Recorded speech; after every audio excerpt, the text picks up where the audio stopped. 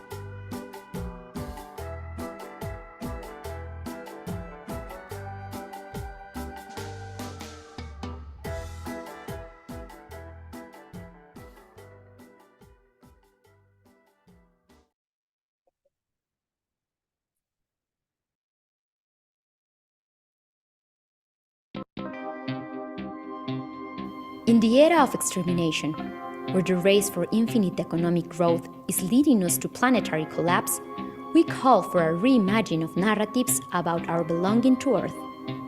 Climate crisis, pandemics, forced displacement, mass extinction of species, ecocide, genocide, wars for fossil fuels, dispossession for green energy, fascism dressed as democracy, systems of institutional inequality. The heirs of those who 500 years ago stole the land of our ancestors are today the elites responsible for this environmental, social, economic, and spiritual crisis. Their global system of laws and violence enclosed the land and imposed a logic of property based on extractivism. Culture Hack Labs call for land back to right relations. We call on those who seek to transform the dominant narratives of land ownership. We call on those who are part of diverse and anti-colonial movements, those who seek to decommodify the land and create regenerative models, those who belong to indigenous resistance and defend the territories, those who plant the seeds of ancestral futures. From Milpa America to Alakshak, this is our call to join the territories of transition, a narrative change project to give back to the earth our condition of existence.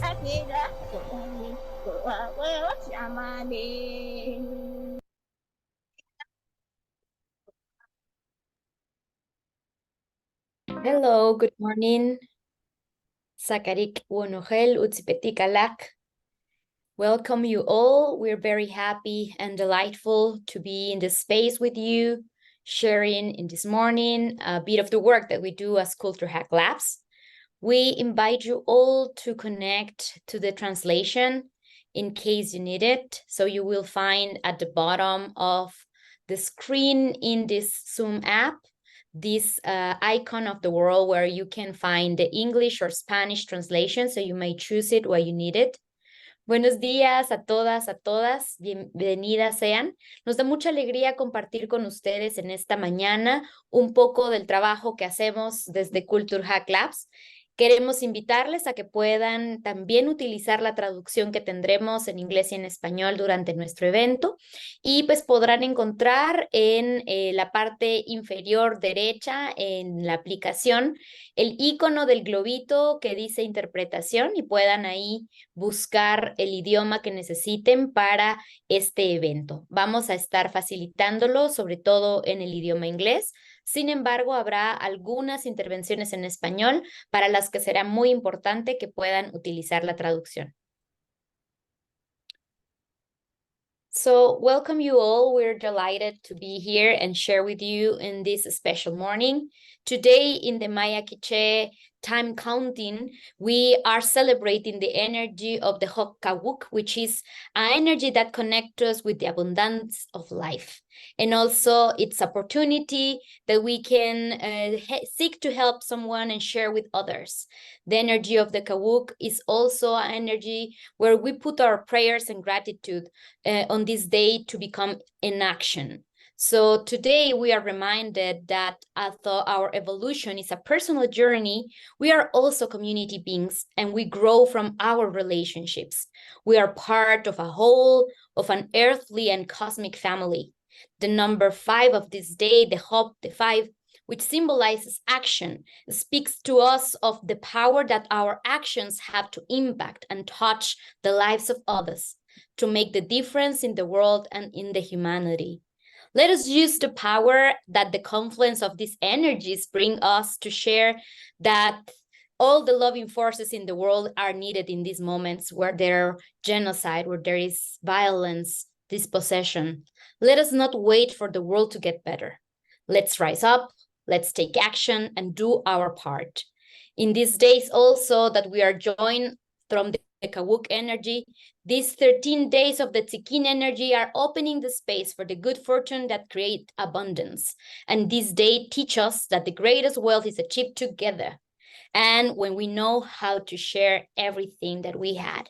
So today for us, it's our honor and also our pleasure to share this collective work that we have been doing in these past years around the land ownership narrative. We invite you to join into this space to, learn more about and engage with Indigenous-led land initiatives. We invite you into this conversation about the narrative on land ownership because we conducted a research and convened a cohort of Indigenous land defenders to reveal more nuanced, compelling life-centered narratives. So we are here very happy to be sharing with you in this morning. So we're going to first explain the context of these events, the hack actions and the interventions, the alternatives, and at the end, the manifesto and actions that we are holding and inviting you to join. So the structure of our call will be exposing the problem, embodying the indigeneity, and also sharing the alternatives. And also we are going to welcome some amazing speakers that also participate during the gathering of territories of transition. And then we'll share some actions. So we are Culture Hack Labs, a not-for-profit consultancy that supports organizations, social movements, and activists to create cultural actions for systems change. Our mission is to change narratives that create and justify the ecological breakdown, the extraction, and the inequality. We are here present as a team, so we are welcoming part of our team that has been part of this call. So thank you all also for the team that has come and share into this event. And also we started the process of research and creating reports on hacking the land ownership narrative. The territories of transition is a process that is an ongoing process that started around 2 or 3 years ago. And we partner with the Schumacher Center to conduct this narrative, to report what the assess narrative space around land and commons, and the proposed key frames that can be used in unity and solidarity by communities around the world working towards social and ecological justice. We are also sharing some of the links where you can find our past reports and the issues that came around that conversation about territories of transition. What we had done this past year around the research around the land ownership narrative was also creating a collective space so we can engage in a collective hack on the land ownership narrative.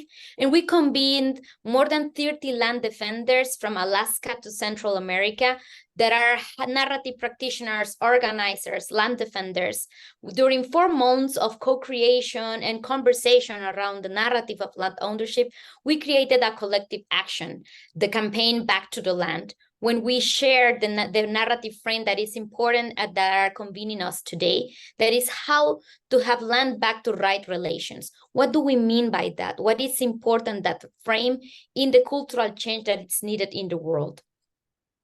So these encounters started virtually. We have convening in Costa Rica, and then we co-created these amazing 4 actions of 2 narrative change that are around economical systems, spirituality, migration, and also food systems.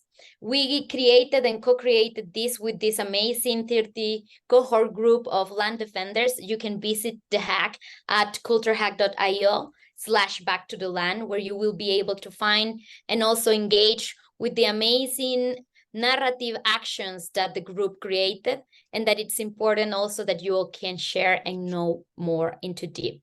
So I'm also opening the floor for Mehul, that also is going to share a bit about the land ownership narrative process. Thank you, Andrea, for that great introduction and context setting. And welcome, everybody. It's so good to be here with you all today to share our journey that we've been on for quite a while now. Where we start off first is to contextualize our research, and specifically contextualizing the question of land ownership and its complicity in the polycrisis or metacrisis.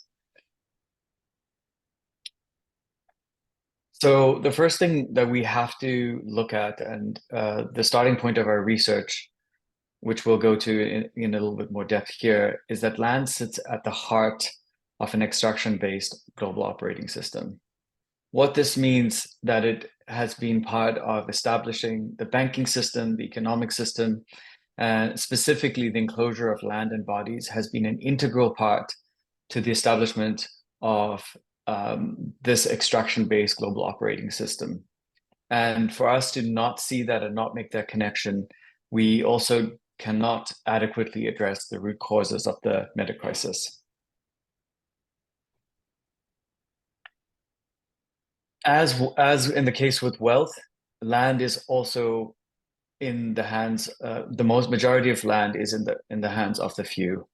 And this is a key thing that we need to address, and also start to connect the dots between land ownership and its complicity in the metacrisis. One of the first things that we have to look at is that the landowners of the past are the landowners of today are specifically related to yesterday's colonizers. For example, we see today that King Charles owns 10 million square kilometers globally, which equates to roughly 7.2% of the global land area of the Earth. There are many arguments that this is only symbolic, but when you see what this land is being used for, which is primarily commercial use, such as logging and monoculture, we can start to piece together how important understanding ownership is in understanding the meta crisis. The Catholic Church is the second biggest landowner, owning 177 million acres of land globally. And in terms of land grabbing, as we see in the next slide, we can see that from 2000 to 2023, 81% of land grabs are operated by companies from highest income countries. We also see that the top land grabbers in Latin America, companies originating in the United States and the Netherlands. Next slide, Fede. Most importantly, we see that land grabbing, which is many ways the continuation of the colonization of previous years, we see that the top 5% of foreign companies have grabbed 66% of land in poor and medium income countries. This also extends, as we can see in the next slide, to many different nationalist and globalist agendas. For example, 1/3 of Guam is occupied by the US military, and there are many parts of the US nation state that are disputed as US territories. Shell operates, in the next slide, we see Shell operates 40,000 fracking sites on indigenous lands in California. The effect of colonial land ownership is obvious everywhere. And then a shocking statistic around agriculture, between the years 2000 and 2015, 45.1 million hectares of deforestation occurred from monoculture worldwide. So as we understand the depth of the destruction that the narrative or the frame of land ownership has incurred, we also need to start looking at what the antidote logic is. And I'm going to pass to Andrea for us to take us through some of our research on this. Thanks, Mehul. And also I wanted to use a small time to introduce myself because we started very roughly. So my name is Andrea Chu. I'm a Maya Quiche woman from Highlands, Guatemala. I'm an indigenous land defender, and also I had been a defender and protector of our ancestral forest, and also a member of different indigenous networks that are working around land defense, and also how land defense is related to climate crisis. Around this process of calling this antidote logic around the land ownership narrative, we are talking about embodying indigeneity and why we do that. We do that because 80% of the remaining biodiversity in the world lives in indigenous territories. And we are less than the 6% of the world's population, but we steward more than the 23% of the terrestrial territories. We are protecting the remaining biodiversity in the world, but what that also means, that means there are ways of living and existing in the planet without destroying it. And that's why we are also calling on the frame that the indigenous communities that are defending the land are living solutions to the polycrisis. The indigenous ways of thinking and knowing provide inspiration for the ontological shift needed to move beyond the idea of land ownership and its upstream values of separation, extraction, and exploitation. And that it's very relevant to us during this process of understanding the narratives that are also creating the polycrisis. When we talk about embodying indigeneity, we also challenge in the dominant narratives that often view humans as a separate and superior to nature. And that's why when we call about embodying indigeneity, we're calling to understand and to feel how the earth is alive, how to relate with the life, a way of relating to the world that attributes life to human and non-human beings, such as the environment, animals, plants, spirits, and the forces of nature like the sun, the moon, the winds, the oceans. That's why I do started reminding that today, in the Maya Quiche way of counting the time, we are celebrating the energy of Hukkawuk, because we do not see ourselves as separated from nature, from cosmos, from our land and our existence, and that our ancestor during millenary times had been counting and also feeling the energies in the nature that are guiding us, that are our ethical references. We are also calling around this way of seeing the world as interrelated and highlighting the importance of interconnectedness, relationality, mutual care, mutual liberation, stewardship, and a sense of duty towards all life forms. And that's why it is important to acknowledge the ways that the indigenous communities are organized, the ways that we have communal way of relating with the world, with our labor in our community. And that also means around our relation with the land. And indigeneity, it's something that is embodied. It's not just a fixed identity or a label.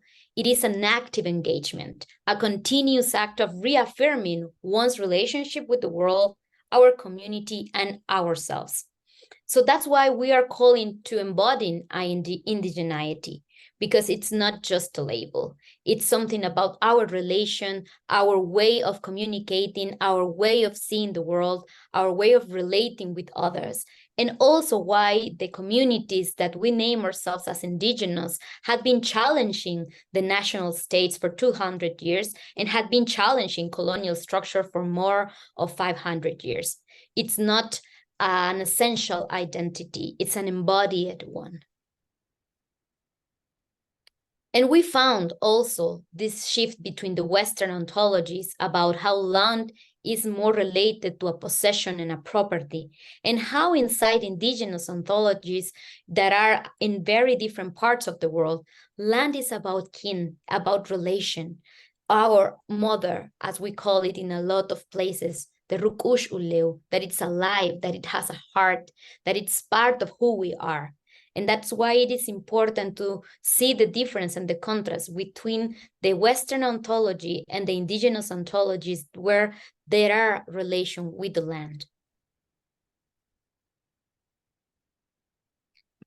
And also we conducted together a process of narrative research, also to see the evolution of that narratives and the narratives that had been challenging the dominant conversations around land ownership. So you want to present it, Mehul? Thanks, Andrea. Our research team spent quite a few months this year going into in-depth understanding of the narrative communities that are talking about land and some of the adjacent spaces. We won't have time to go into the depth of that research right now, but we have published the key findings of our research on our current issue, which we'll share the links to in the end. But I'd like to just give you an overview of where we got to now and show you how this sets up to understanding the new narrative that we're proposing and sharing called land back to right relations. So if we go to the next slide, using our culture hack method, what we usually do is we develop a map of the narrative space, and we use this specific map for land. And as you can see here, the x-axis goes from terracide to land liberation, which essentially looks at different narrative communities that are actively destroying biodiversity and life, to those who are looking and reconceptualizing land as a living entity in its own right.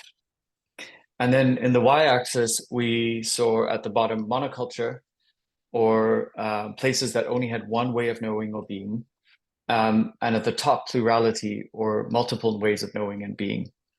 And so roughly we can, look at these two axes as relating to the system. What are these narrative communities saying about the current system, dominant system? And then the y-axis, how those relate to different types of knowledge. As I said, the narrative research was complex, and we've shared a lot of details about that in our report. But some of the key ideas that I think are useful here is that we found 3 particularly strong narrative communities that are worth discussing. And these also map roughly into 3 different areas. As you can see on the left, we have the narrative communities that are deeply enrooted into the logic of ownership. So land is something that is the domain of individuals to own. It's within the domain of proprietorship and understanding and dominion over. There are many discourses here. A lot of them are within the narrative spaces of ecological justice, but still remain wedded to the fundamental understanding of land as something that needs to be owned. Emerging from this, really at the breakdown of the current system, in terms of almost transition phenomena, we start to see decolonial movements like land back movement. And these movements ask for a returning of land and the reparations of the injustices of the colonial era. Their language is critical and focused on talking and describing the history of colonization and its complicity in the current meta-crisis. At the other end of this community, at this narrative space, we have the land back to right relations community, which is steeped in indigenous values of deep relationality, kinocentricity, and radical care. And so these 3 communities are what we mapped out first. And as you can see, our goal or narrative objective is to move, to have a general movement to the top right corner to land liberation. So if we go into the next slide, we started to piece together what we call a transition pathway. And a transition pathway is a really important concept in our narrative work. And the way we see it in this case is looking at land ownership as the current state of many of the discourses around land. And we start to see the shift from land ownership to land back, which is particularly a decolonization or decolonial perspective. And here you can see the critical movements that are asking for indigenous stewardship, but also that are related to climate crisis. And then further to this, which we see land back to right relations, we see a very small amount of communities here, which are not only talking about land back, but also talking about a transformation about how we see the world, how we see our places in the world, and how we see our relationship to land. So if we move on to the next slide, usually we think of reframes and transition pathways in terms of 2 key concepts. The first one is a justice concept, and the second one is an onto shift. So to start with the justice, this one, as we were seeing in the previous slide, is really around a decolonial movement to return land, return land from the previous colonial initiatives, and also to return land back to custodianship. However, it also shows that this is not enough, and what is required is a deep ontological shift in our understanding of land. In a very brief way, onto shift really means how do we transform the fundamental ways in which we understand the land? And as we're seeing here, and what our research has shown is the fundamental way most people see land is something in which dominion can be claimed. And for the land back to right relations frame, which we're proposing, this has to be transformed, where land is not seen as a property, but akin, a relationship, a place in which we came from and a place in which we issued to. And then if we keep moving forward, we have compiled a large catalog of beautiful alternatives, and I'll pass to Andrea to give us an introduction there. Thank you, Mehu. And as you were sharing, the indigeneity embodies a profound philosophy of relationality, especially in the context of land. The indigenous cultures have long forested a symbiotic relationship with land that transcends the Western concept of ownership, in which land is alive, is sentient and kin. So that's why, however, the scars of colonization run deep. A lot of communities are still having communal property on the land, reclaiming back the land to have it in a collective way, to harvest it, to take care of it, to relate with it. And that's what we call beautiful alternatives. we have also working in building this beautiful catalog of amazing solutions to the polycrisis. And that's why we are saying, we're naming beautiful alternatives to this panel and catalog about the panel that we're going to have. We invited, and we are so honored that some amazing land defenders, researchers, narrative practitioners are also part of this amazing cohort that we're Territories of Transition Laboratory. And we find an amazing community where land and agricultural related alternatives are working, how also are in these resistant movements that are defending the land, that are defending spirituality, also the movements that are creating life-centered alternatives and changing these ethical references to guide us in the world, and also how and what does that mean embodying indigeneity. So to talk about a bit on that, we welcome and we invited some beloved brothers and sisters from different communities that were also part of the community of the Territories on Transition and into the Back to the Land Council that we have worked. There are communities that are also assuming a responsibility that everybody should be assuming, because taking care of the land, taking care of our planet, it's not just a responsibility that needs to be taken by the indigenous communities. It's a call that we are doing for everybody in the world that breathes, that drinks water, that have some food in their meals and in their tables. It is a collective responsibility that needs to be achieved. So for that purpose, we invited our brothers and sisters, Rosa, Marina, Flores, Cruz, Mehana, Blaich, Vaughan, and Raska D, who are narrative practitioners, academics, activists, but all of them land defenders and parts of amazing communities that are resisting, protecting, and revitalizing the indigenous alternatives in their lands and in their territories. So I wanted to welcome our first speaker into this space. So welcome, Mehana. Mehana Blaich Vaughan is an associate professor at the University of Hawaii and co-founder of Kīpuka Kuleana. This community land trust protects ancestral land in Kuleana and works to perpetuate connection and Kuleana responsibility between people and lands and waters across generations. Welcome, Sister Mehana.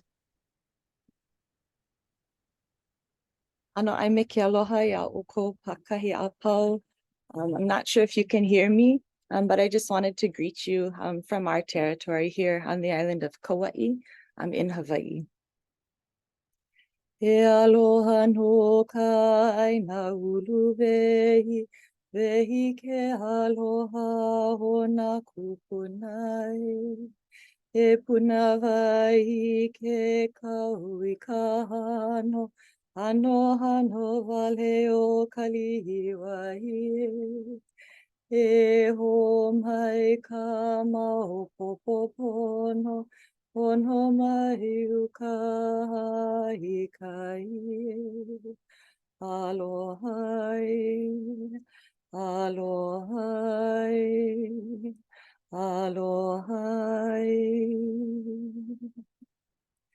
Ano mai ai me ke aloha ia o ko pakahi apau, e nā hulu mamoli ke ole. Greetings to you, birds of many feathers, from my home in Kalihiwai here on the island of Kauai. What an honor to be here. What amazing places you all come from. Thank you so much for making the time to hear our stories. Hawaii is the most isolated landmass in the world. If you look at a map, we're in the very, very middle of it all, with nothing at all around us, nothing else to be seen. We are 6 hours from Japan, 6 hours flight from California. And yet we are occupied by the United States of America since our Queen Liliuokalani was overthrown in 1893. Yet our people continue to work tirelessly because that is our Kuleana. One of our elders, Anakala Eri Ka'anana, tells us the word Kuleana is that which is in your family's care, that which is yours to care for. And if you care for it well, for example, your family's agricultural patches, our ancestral crop is taro, then it will be abundant. Your land will be clean, weeded, and create food for others that you can then thrive, you can then share for thriving community. So Kuleana, now that word is used to mean lands, but also rights and responsibilities that stem from how you care for the land.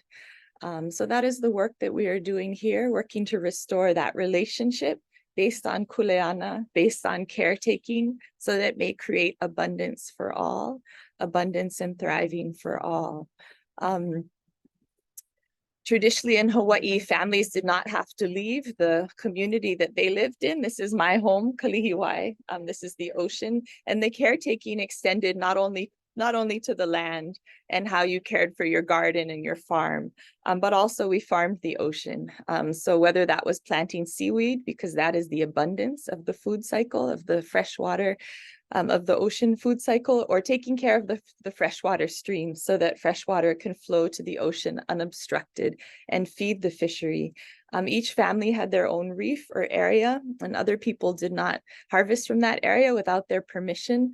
And that was their icebox because they cared for it. We always say, take care before you take. So people did not actually have to leave this valley where I come from. Everything they needed was here because of the trading and the sharing of farmers and fishermen, and everyone sharing their kuleana, their talent with one another to create abundance. I just will say briefly, this system is getting harder in Hawaii, more difficult to maintain because it's more and more difficult for Indigenous families and the local families of the place to live in our homes, to stay in our place. This is because our island has become some of the most coveted real estate in the world. Some of the wealthiest individuals in the world own land in our island. The median home price in my town doubled during COVID. It's currently $1.57 million US dollars is the median home price. Most of the landowners here come primarily, largely now from Northern and Southern California, as well as from Colorado, Seattle, all across the US, increasingly as well from China and other parts of the world. Hawaii is seen as a place to invest in real estate, to own a second home, to rent that out, to make money. So the coasts particularly are places where our families have had to move from because we can no longer afford property taxes and no longer afford to pass the land on to our children. So we have an organization, Kīpuka Kuleana. Kīpuka Kuleana works to help families to hold their ancestral lands in perpetuity. We work on policy. We assist families. We're an Indigenous land trust. We assist families with wills and trusts and many creative tools.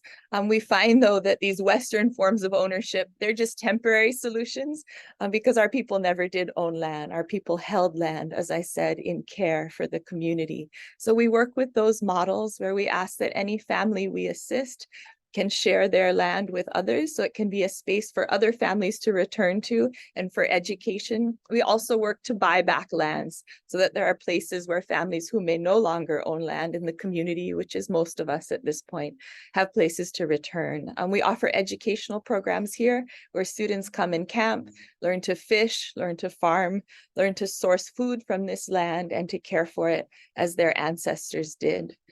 We also find that the community organizations we support in this kind of caretaking, this is a growing movement across Hawaii. I find in my teaching at the University of Hawaii, we find over 240 organizations, Native Hawaiian organizations, caring for over 290 very small sites from which decolonization, freedom and return of stewardship and care of the land is returning. It's extra important in the face of climate change.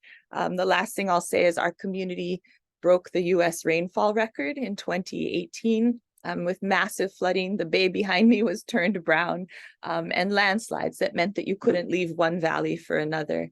So these local community groups, these families that remain in place were the key to our resilience and recovery, feeding one another, checking on one another. And that was absolutely vital.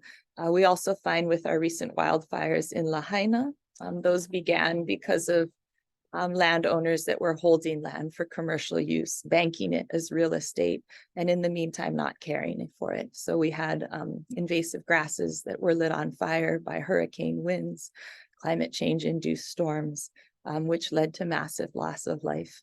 So we know that returning to land in right relations is necessary for our safety, for the thriving of these islands today, and for our ability to teach and impact others and continue to be a place of refuge where people from around the world can come and restore themselves here in Hawaii in a way that is welcomed and gives back to the place. So aloha nui kako, mahalo for having me today. Mehana, thank you. And we are waiting also that you can also follow and share the Kīpuka work and all the work that Mehana and her community is doing. So please do not hesitate to reach her and also find more information about them. And she's sharing in the chat box a lot of the information, some links where you can see more of the work that they are doing. And now I am welcoming our beloved brother, Raska D. He is a Native American artist, musician, community activist, land defender. He's a founder of SNAG, an Indigenous art and culture magazine, and also an organizer at the Indigenous-led Center Art The Nest in Pomo, a territory in the Macano watershed in Ashokowan, California. So welcome, Brother Raz. Thank you for joining and also for being a beautiful solution and alternative.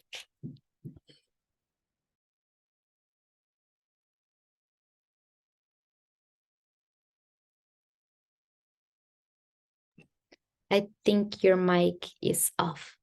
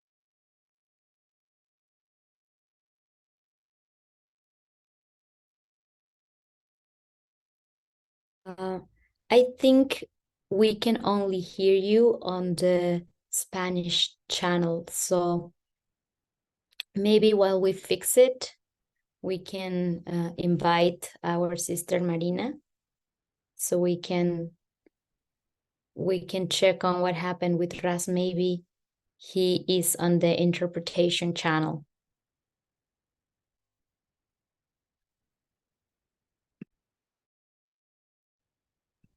Oh, we're sorry, we are experiencing some technical difficulties. But while we solve this, we want to welcome our sister, Marina Flores. She's an Afro-Zapotec activist, academic, land defender, working on community resistance and land rights for the Isthmus of Tehuantepec. She is a member of Futuros Indigenas network and part of the group defending communal lands in Oaxaca in the Isthmus, Mexico, against exploitation of transnational corporations. So welcome, Marina. Thank you so much. I hope my sound is good. Well, thank you for the presentation, Andrea. I'm Rosa Marina. I'm Afro-Zapotec women from the Isthmus of Tehuantepec. I'm part of the Assembly of Indigenous Peoples in defense of the land and the territory. And I'm also I'm part of this beautiful network, the Indigenous Futures Network, where we are like working together, indigenous people from different nations around Mexico and Central America, and talking about how the living actions in the indigenous communities are actual resistance that are facing directly the climate change. And I just want to share a little bit about our experience with the defense of the land and the defense of the life. In the Isthmus of Tehuantepec, we've been facing a mega project of wind energy since more than 10 years already. The lands are occupied by this industrial project that is made with a big speech about green capitalism, because they say that as our lands, our territory have like good situations to produce power, green power, we need to give it to them to supposedly face the climate change. But all this energy is going to be used for other industrial companies. So it's more just a speech about how the powerful are supposedly to face the climate change using the lands, the indigenous lands and the indigenous lives as part of the system that is being already creating the climate change. For us in the Indigenous Futures Network, we are also working together in all this path about how we are reconnecting with the land and with our territories. We came from different experience about land defense, but also about the lives in our communities. So we always say that for us, it's not just to reclaim the land is important, but also it's about how we use the land and how we reconnect with the land. So the people who are in their communities getting back to their language or to their medical knowledge about the plants, or to reconnect between women and between childs and intergenerational conversations. Also, that is the defense of the land. Also, that is the defense of the lives. And also that is facing the climate change. That's why it's so important for us to put all these conversations in the center of the discussions about what is happening now with the climate crisis, because we are also facing the directly consequences of this crisis. We have to face the consequences of the hurricanes, of the cyclones that are making the people to leave their lands, to go into the cities, to go into other places where the life of the indigenous peoples is going to be hardest. So that's why we need to say that the living solutions are already existing in our communities, and that's the center of our narratives, and that's the center of what we talk about when we talk about the defense, the climate activism, and the climate defense in the territories of transition. We have also all the discussion about how the people in the power are, they are impoverishment. They are like building all this way of life in our communities, telling us that we are poor people and that we don't deserve to have access to our lands, and we don't deserve to have access to other ways of living.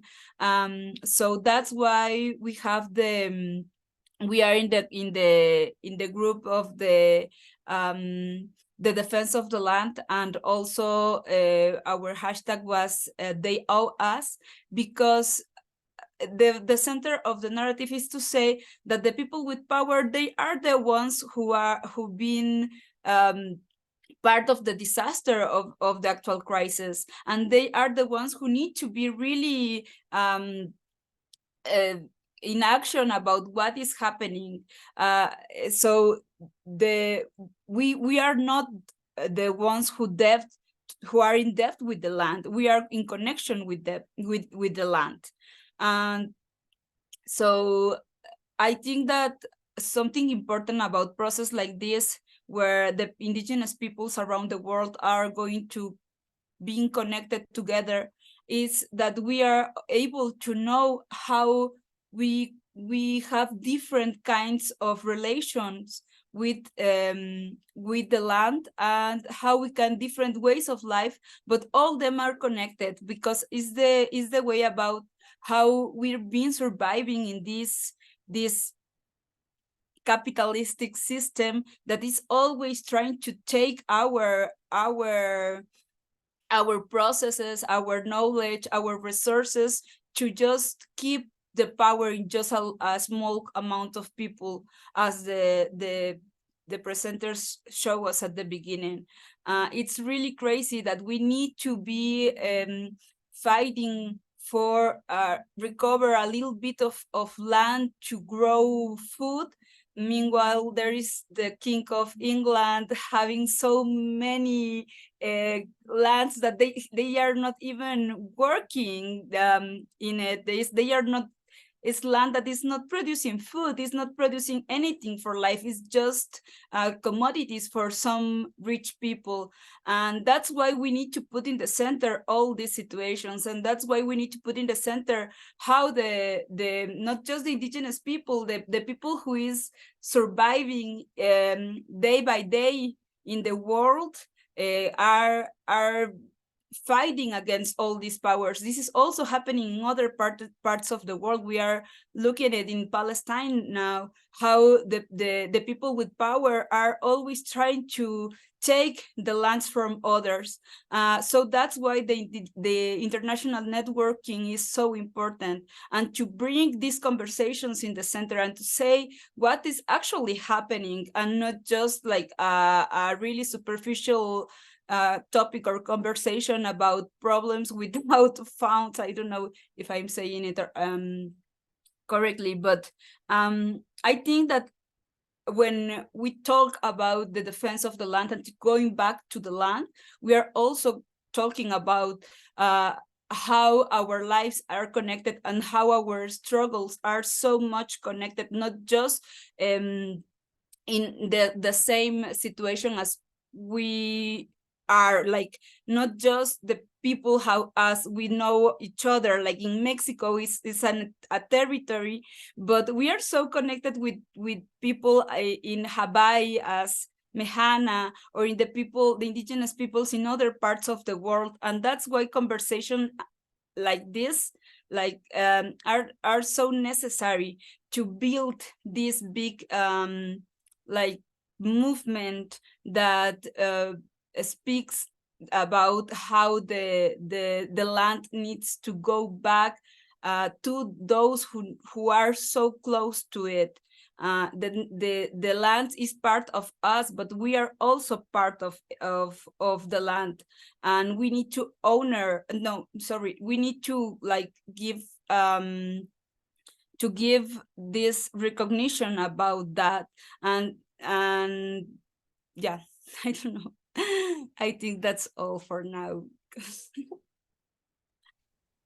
Thank you, Marina, from the heart of the Mesoamerican region, and also from this living process of defending the land and the territories. And that's what we meant when we talk about beautiful alternatives. When you're going to find a section in our research about these beautiful alternatives catalog that serves and act as an overarching guide to highlight the transitional pathways which do not conform to the extractivist, unsustainable, inhuman, ecological dire ways in which the current system has been established. And in this catalog, we have 4 categories under our subcategories of these pathways can be found, as well as a list of initiatives which embody this practice. And as we said, there are some divisions like land and agricultural related alternatives, some resistant movements, life-centered alternatives, and also the lenses of indigeneity, that it's very important sphere that is situated within the philosophical and ontological models of the indigenous wisdom knowledge systems which have existed since ancient times and are providing unique worldviews which serve to situate humans and nature as interrelated. So that's why for us it's very important to invite and also to share some of these perspectives and also what we are calling beautiful solutions and this catalog of beautiful alternatives that have been sharing with us in this morning. And I think we are still solving some technical issues to join and to welcome our brother Ras, because something happened with his link to come. But we wanted to share with you before he rejoins something that for us is very meaningful and important, because we propose cultivating a more animistic and relational way of relating to the earth and how that should become a common sense. The question of non-Indigenous people reframing their relationships to land in ways inspired by Indigenous perspective is complex and involves considerations, respect, cultural sensitivity, and decolonization. The more than 500 years of ecocide and genocide continue today. The erasure of Indigenous peoples is not something of the past, and this knowledge must come with a deep commitment and responsibility to defend the land from the unrelenting forces of extractivism and the destruction of cultural and biological diversity. And during the conversation that we had during this Back to Land campaign and also these Back to Land actions, we systematize something that we call the Back to Land principles. And you can read the full manifesto also in our website. But we prepare some 10 important principles that can be ethical guidelines and pathways to go back to land. And the first is that we return to land and the land return to us. The second means the earth do not belongs to us, we belong to earth. The third is that privilege is proportional to uprooting. Fourth, responsibility is proportional to privilege. 5, colonialism is a more than 500-year-old disease. 6, capitalism is a terricidal algorithm. 7, radical diversity over Western monoculture. 8, sow ancestral narratives to harvest the future. 9, the cure of the territory, body, spirit is the cure of the earth. And 10, the fight for Mother Earth is the mother of all fights. So we co-created these principles because for us was very important to establish these ways of guiding and having some ethical references for us, and especially these principles that were co-created in this process of land back. And we said land back is the strategy, back to land is our ceremony. There is a path to return to the land that was stolen, a path for the people who were stolen from their lands. There is a path of justice for the heirs of the violence against peoples and territories, and all of them are paths for the land itself to return to us and us to the land.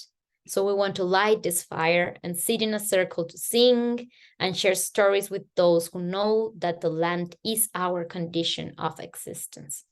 So for us, it's very important to remember that and to guide us during this process of fighting for land and fighting to return to the land while the land returned to us.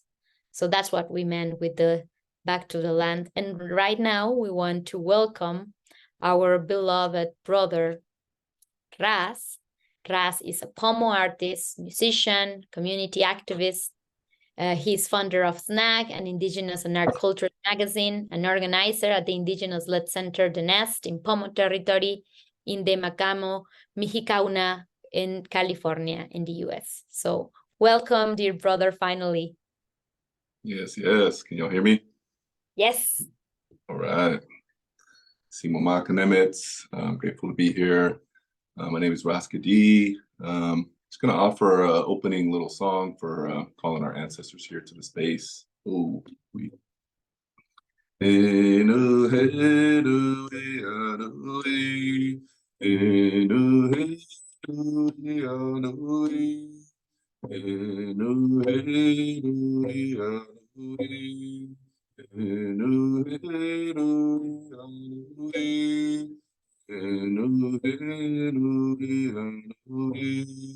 In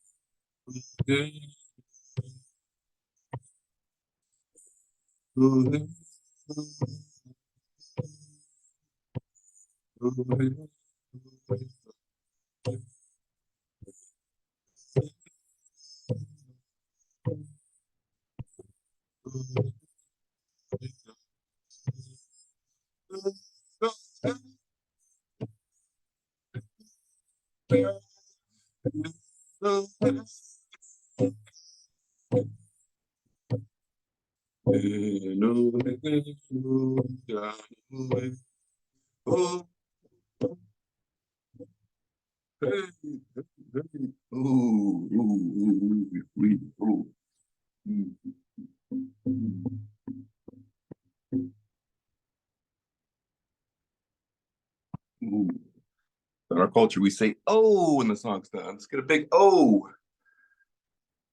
But yeah, thank y'all for coming on this morning and just joining with the intention of solidarity, which is why I joined this group, and interested in having more solidarity with our relatives in the South, and sharing space together and time. But as I said, I'm Afro Pomo. I'm here from California, Northern California, coming to you right now from Lichjon territory, Ushan territory here in Oakland, and doing some work down here, preparing for our 20 years celebration this week here in the Bay Area. So 20 years of our work. But yeah, I'm a fourth generation survivor of genocide here in California. My great grandmother, Rose Cordova, was 4 years old during first contact. And, I asked my grandfather, why he became a Christian. And he told me the story of, first contact and what that looked like. And living under occupied territory my whole life. And we call it the great unsettling. People call it settlers, but we call it unsettling, right? Because the settlers aren't settling land, they're unsettling the lands, right? And so I guess my work has been, for the past 20 years or so, has been around music and art. I play music with a band called Audio Pharmacy. I guess we're kind of cultural leaders here in the Bay Area. And the work that I've done with my organization, Snag Magazine, is we produce a Native Art and Culture magazine. And we've been publishing since 2003. So this is our 20th year. We published 12 issues, a 300-page anthology, and also have published over 500 Native artists, which is what I'm really proud of, is to share the work, the art, and the poetry, the writing, the photography of Native peoples. And that's just such a blessing to say that we've done that piece. And part of our reunion story with the land is really about, it's kind of a long story, but I'm trying to shorten it here. But part of our reunion story with the land was, we were seeking space to create, an alternative healing and art space for our community.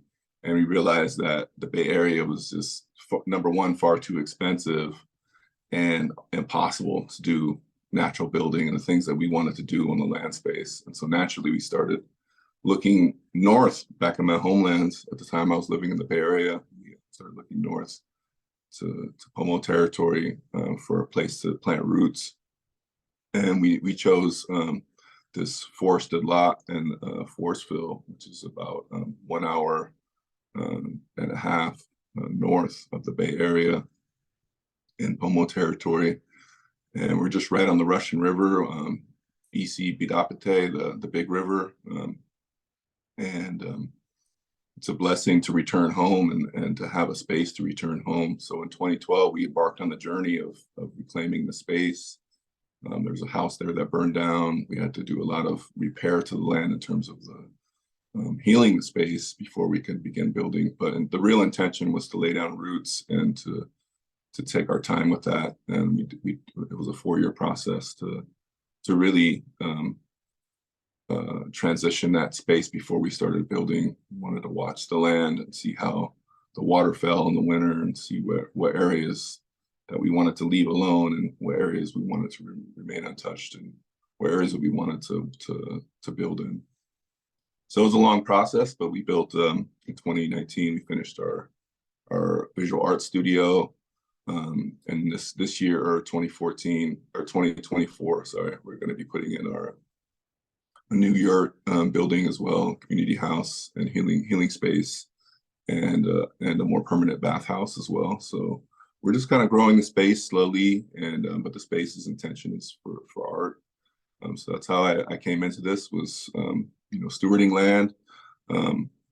And our group specifically during the last cultural hack that took place in Costa Rica, Fortuna, we were gathering and talking about what is the best way to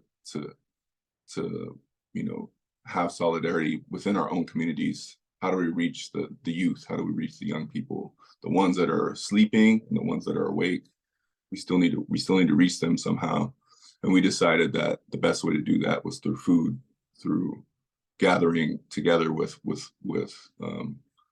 our recipes of our ancestors, the food of our ancestors, and reconnecting them to the land through that story, right? Because there's so many stories that we have through our recipes and through our ancestral knowledge of gathering the food, seasonal gathering, seasonal preparation, and so we created the concept of doing these feasts together between our groups in our different areas, and then we took it a step further. We're like, well, why don't we make a recipe book? And of course, we're all like always going over the top, and so we started working on a recipe book between us, and eventually we'd like to grow that project into something where folks can contribute other recipes to, and maybe it become like an actual book.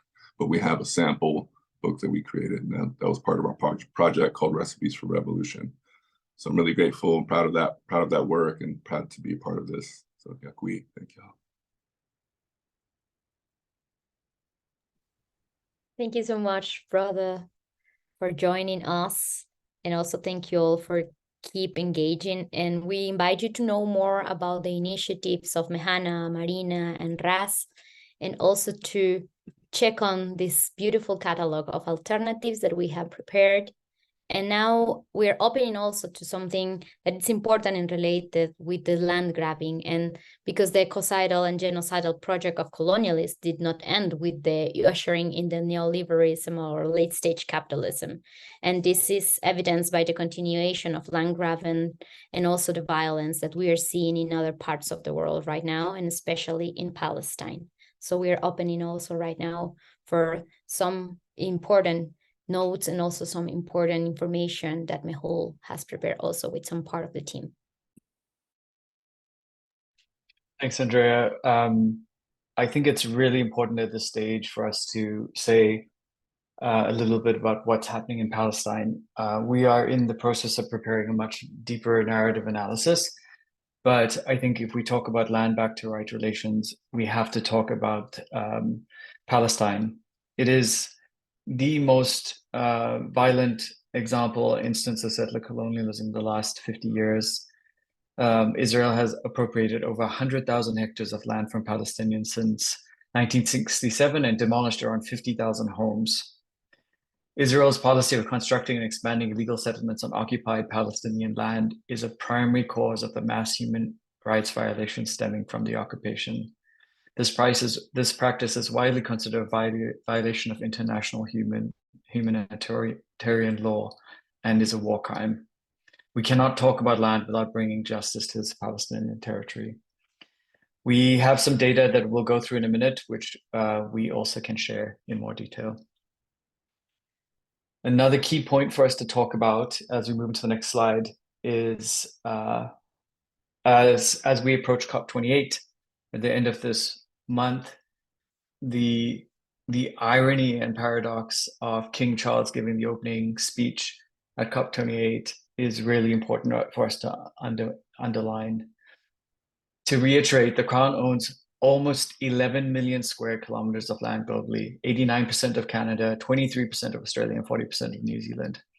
It is obvious that the global community has not made the connection between land ownership and climate disaster. It is really important for us to start bringing this to the fore. So I know this has been a lot of information, so the key question and the key reason we're all here is to talk about what we do next. We have prepared a kit, which we're going to share with you in a minute, but we are asking for 6 key things for you to get involved in, whether you're a journalist or somebody writing about this, or you're an activist or organizer or a foundation or not-for-profit. We ask you to use these 6 ideas to support your work, to talk about this key issue of land ownership. The first piece is calling out the problem. We've compiled a large repository of data and facts that we have rigorously tested and looked at, and we ask you to share some of the biggest land grabbers and the history of colonization. Number 2, we ask you to start using the frame of land back to relations as a way to evoke justice and radical relationality. We go into a lot of depth in our research to show how this is a suitable frame for us to look at land ownership and its transformation. The third piece is we've composed a large catalog of beautiful alternatives, from food sovereignty to bioregionalism, rights of nature, localization initiatives that are living and enacting land back to right relations. We ask you to read these, share them, and learn from them. Number 4, we've compiled with 40 land defenders as part of our Territories of Transition program, the manifesto, which has 10 principles that epitomize and exemplify what we mean by land back to right relations. Please use this and share this widely. Number 5, as the genocide is happening in Palestine, we ask you to bring attention to this as the largest land grab in the last 50 years and most violent. Number 6, as we move into COP28, please, let's talk about land ownership as one of the key causes to climate disaster, climate crisis, and biodiversity loss. We demand land back to right relations now. So what I'd like to do next on the next slide is just to give you an overview of the issue that we've just published so you can navigate it. On our site, culturehack.io, you can go to the issues section, and you'll see here land back to right relations. And underneath here, you'll find all the content that you need that we've just discussed in great detail. If you have any questions, just let us know and we can coordinate and navigate you through this content. And then lastly, as we go into the last slide, I'd like to pass to Eric, who's put together this toolkit for us to, with his team, to look at. So Eric, I don't know if you want to take the screen share and share a little bit about the toolkit. Thank you, Meho. Yes, I will share my screen. Here. So, can you all hear me? Great. Yes, so you've all been presented with a lot of facts and a lot of really important information and wisdom over the past hour. And so we put together this toolkit as a resource for journalists, campaigners, anyone who is ready to participate in this work, which is so important. So COP28 will open at the end of this month in the UAE, which is obviously one of the biggest oil producers on the planet. It's led by a man called Al Jaber, who leads ADNOC, which is the world's 11th largest oil and gas producer. It's obvious to everyone that this is not serious work. The serious work is the work that we've all been listening to stories of tonight. Now, the toolkit we put together is essentially a way to contextualize all the research, and it is laid out in a way for you to be able to use it in your own campaigning work or in your own change work, basically. So I'll just walk through the sections of this really, really briefly, and then when we send out the recording of today's call, there will be a link to this toolkit, and the toolkit basically collates, hopefully, the things you will need to participate in the work. It is structured along the 6 points that Mehul just outlined. It has some context on why this is happening now. What we are strongly suggesting is to use this narrative moment, which is the 2 weeks leading up to COP. Obviously, it's a very difficult news environment for lots of reasons, not least of which the ongoing horrible actions taking place in Palestine at the moment. But there will be a media moment in the last 2 weeks leading up to COP, and we suggest we use this moment together collectively to really introduce the framing of land and introducing the framing of land back to right relations into everyone's work, be it climate justice, social justice, journalism, whatever your particular sort of change work. So the first part will be the research, and this contains a link to the issue that Mehul has described. It also contains a link to a data app, which has an incredible wealth of resources in terms of data on land use. After that, it is structured along these 6 lines that we have just explored. These, you can click them to toggle out, and it contains scripts, useful places to find information in the research, along with links to share the beautiful alternatives.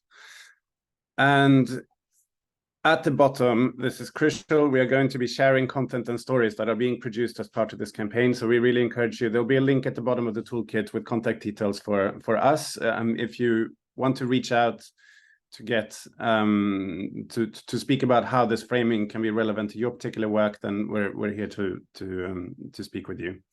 And I think that's it for the introduction for this. Thank you. Thank you, Eric. Thank you, Mehul, for the context on the actions and also what is coming up next in the work of Culture Hack Labs. So we are inviting you to share and also to name this back to land, as also returning to land is not our destination, it's our ongoing process, it's our horizon, a reason to keep alive, and also it's the intersection of various paths at the heart that beats in the center of our planet. The autonomous communities and peoples, the indigenous nations, the diasporic communities, the social movements, ancestral peoples, organizations that seek change, and all people from all diversities who know that another world is possible. We are inviting you to weave this shared history with dialogue, alliances, direct action, sacred activism to the call of land back to right relations. Let us co-create trans-territorial narratives that expand the boundaries of what is possible, to cut the barbed wire of enclosure and monoculture to liberate ourselves with Mother Earth. So we are opening some floor for some questions around the content, and also we are going to share with you the links where you can follow and read our report, the issues, and also where you can follow the work of the beautiful alternatives that we have invited to come and share in this space in this morning. So thank you all also for coming and joining in.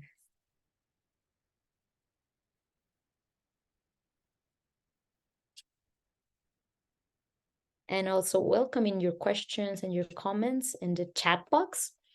And also we are going to share with you some other ways of contacting.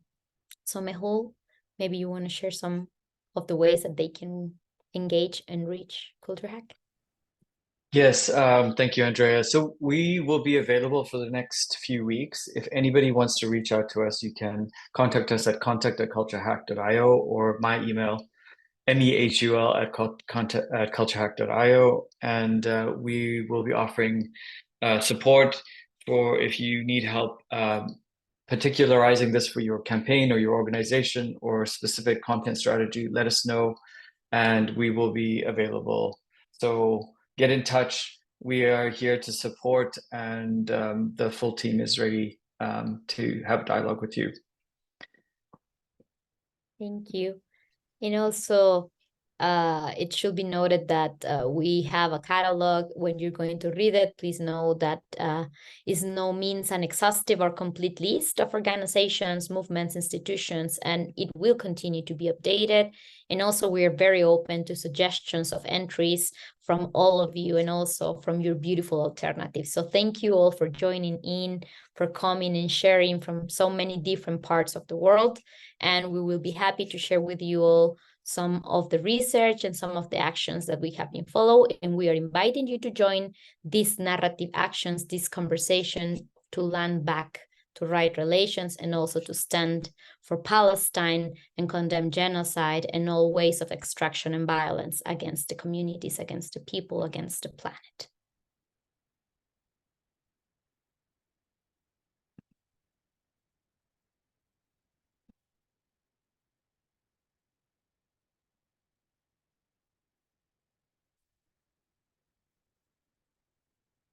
There's a question in the chat box. It's from Claire Atwell. She says, Regenerate Cascadia is a bioregional activation movement that is connected to other bioregional planetary movements. I love to connect our work. I know we're trying to do that, but just looking connector points. Any thoughts, Mehu? Hi, Claire. Thanks so much for joining. Yes, we can be in contact with me and we can see if there are interlinks there. Thank you so much for joining today.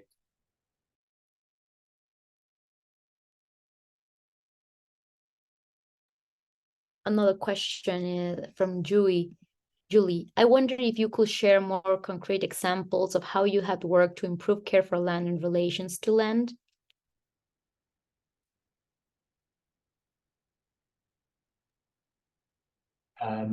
Maybe I can address that. Thanks, Julie, for your question. If you go to the beautiful alternative section, you'll see a range of initiatives that deal with this question, that are looking both from a policy and advocacy level, such as rights of nature, but also from movements and communities in the ground who are looking at autonomous and decentralized ways of living and stewarding land. And also we can share with you, Julie, some of our past issues and some of the process that we have accompanied with some communities, some movements, and especially spaces when we have built collectively narrative actions to achieve some important land and resistant actions to take care of land, and also how narratives are important to support movements in a very important political movement of action, especially in some cases that we have followed in Mexico, Guatemala, and Brazil that we have accompanied in the past 5 years that are very important examples around it. So we can share with you some of the work that we have done with the Atenco community around the process of how narratives are important to organize and also to mobilize in a moment when an extractive project is trying to be imposed, and also the same as we did in Guatemala and also in Brazil. So we can share with you some of these direct actions more into deep. If you wanna have another space, we can share that with you. So Jauno says, question, how are you measuring narrative impact of all the work? As a narrative and culture worker, finding ways to communicate the reach and impact of the work is a deep challenge to deepen in support. You wanna say something, Mehu? Sure. Jonah, great question. We use a variety of methods. On the global level, we use data analytics and large data gathering techniques, but we're continually engaged with groups on the ground, grassroots movements, to assess both the narratives that are being used and the frames that are being used. We have a CulTrack method, which we outline in our website, which you can look at, and that goes into details about this. And And Andrea Mehana just has, I think she wants to answer a question. So maybe we can pass over to Mehana quick. Sure, I just wanted to address Julie's question and then the other question about private land ownership. So just a few things we've done. One is partnerships with government and Indigenous communities where we're trying to shift the care and stewardship and governance of natural resources back to the local level.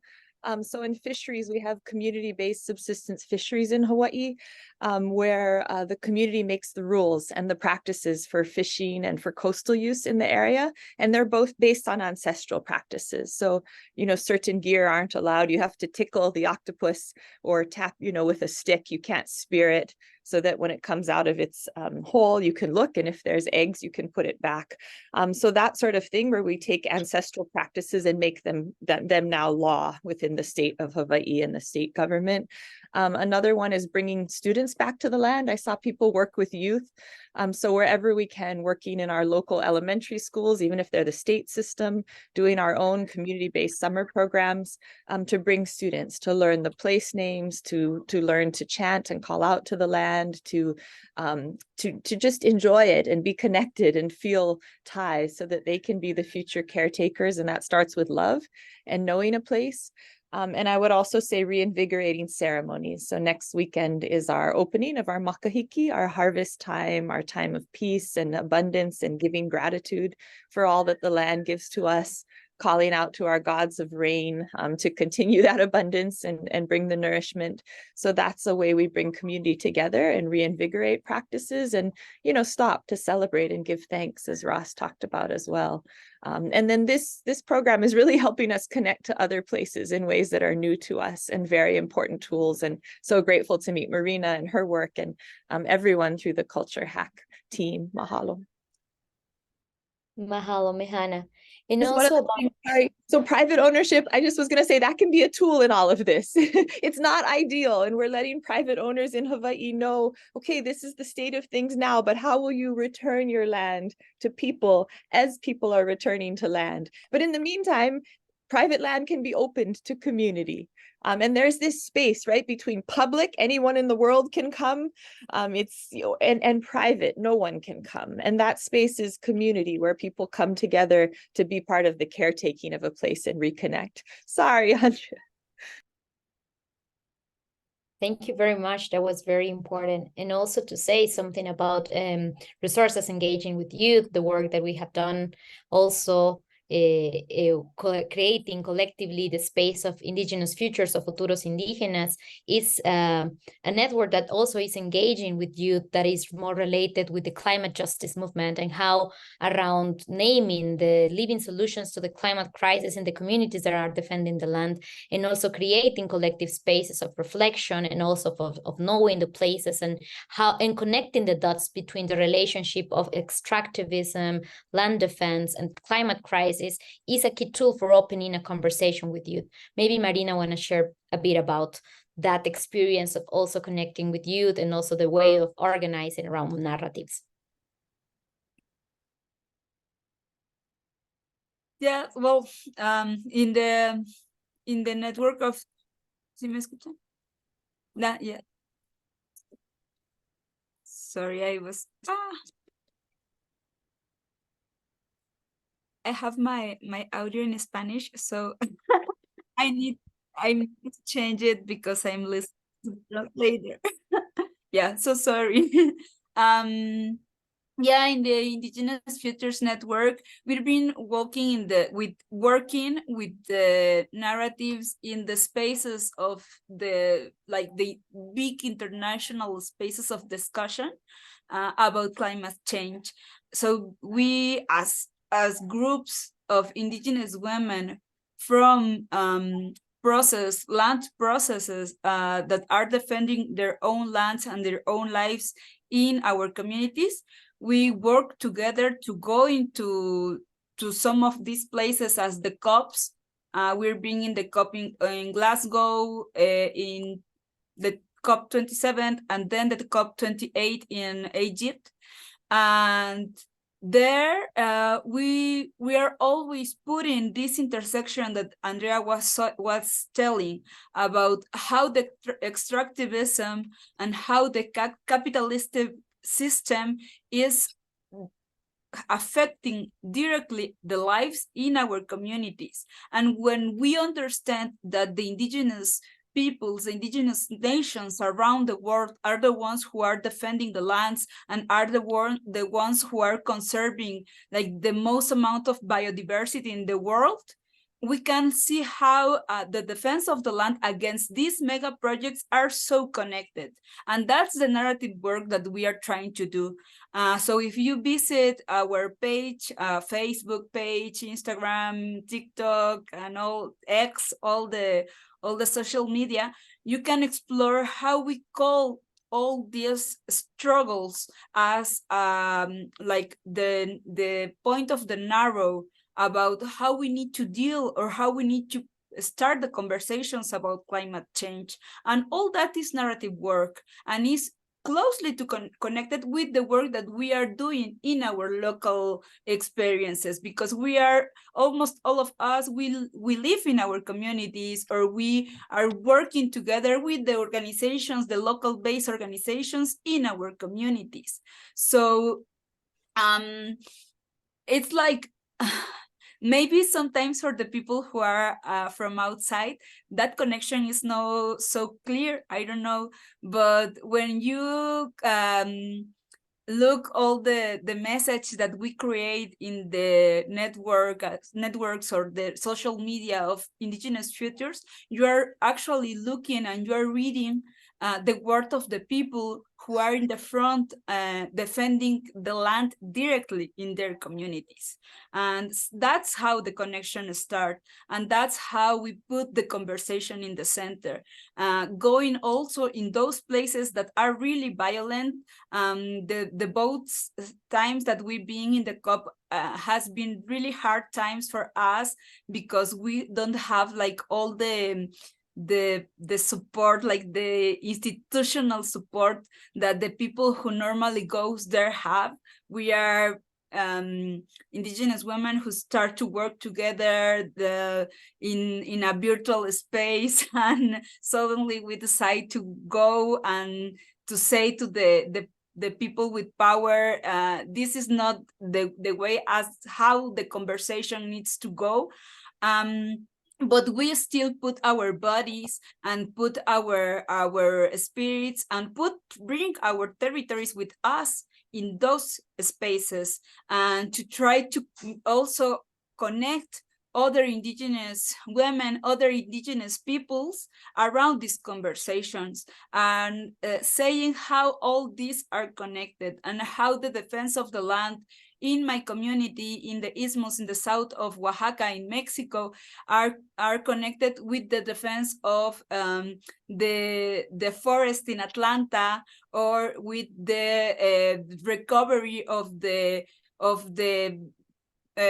fishing practice in Hawaii. So that's how the narratives work for us, to saying to it are like a tool to put the things that we already been living for thousands of years, or the things that our ancestors, our grandpas and grandmas, and our mothers and fathers taught us, and make like all these create these products that can show the way how we are defending the land, and how these ways of defend the land and to connect with the land are this really way to face also the climate change. Thank you, Marina. So thank you all, the ones that had sent their questions. We are also taking notes of some of them that we will not have enough time in this space to answer it. And also we invite you to keep engaging, and also we invite you to send your email. We will send you also the links of all of this. We are recording this call and we will share it also widely, so you can check it later if you joined late or if you didn't check the whole call. So thank you all for joining in, for coming and sharing. The full research will be available in the follow-up email along with this recording, and also a few things not published yet that we're still working on and preparing for you all. We will be translating the content also into Spanish, and we will be organizing an encounter in Spanish in the next weeks. So you will be listening from us in the next weeks, and we invite you to keep engaging and also with life-centered narratives, and also with the organizations, movements, and indigenous organizations that are doing the narrative work and the Indigenous-led land initiative. So thank you all for joining in. Thank you for coming, and we will see you next.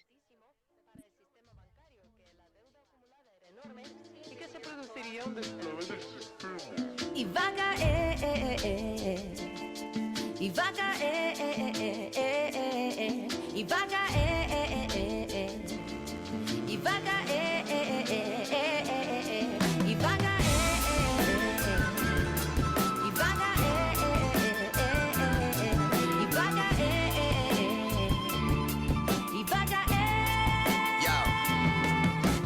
Mi manera de pensar, el camino se hace al andar.